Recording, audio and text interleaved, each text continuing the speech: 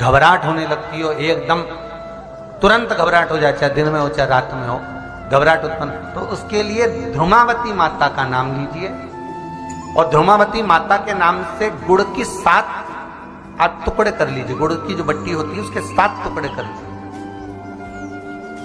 और ध्रुमावती माता के नाम से जहां पर गौरी और शंकर दोनों विराजमान हो, तो शंकर भगवान का जहां शिवलिंग हो और शिवलिंग के साथ में पार्वती जी शंकर के साथ नीचे ही बैठी हो, सामने दीवार पर या ऊंचाई पर ना।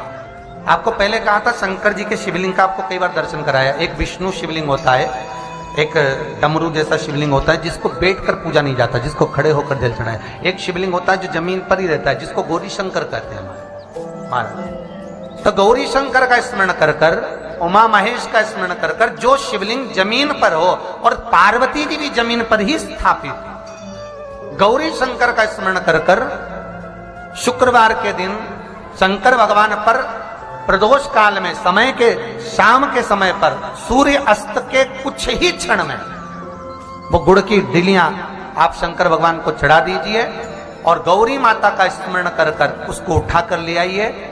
जिस दिन उठाकर लेकर आए, शनिवार, रविवार, सोमवार, मंगलवार, ऐसे 7 दिन लगातार दरवाजे के बाहर उसी शिव मंदिर के द्वार पर बैठकर आप वो गुड़ की डली को खा लीजिए। महाराज, जिंदगी में कभी घबराहट नहीं हो सकती, सिर दर्द नहीं हो सकता, बेचैनी नहीं हो सकती और पसीना नहीं आ सकता घबराहट के कारण। रात को चक सो आनंदमय।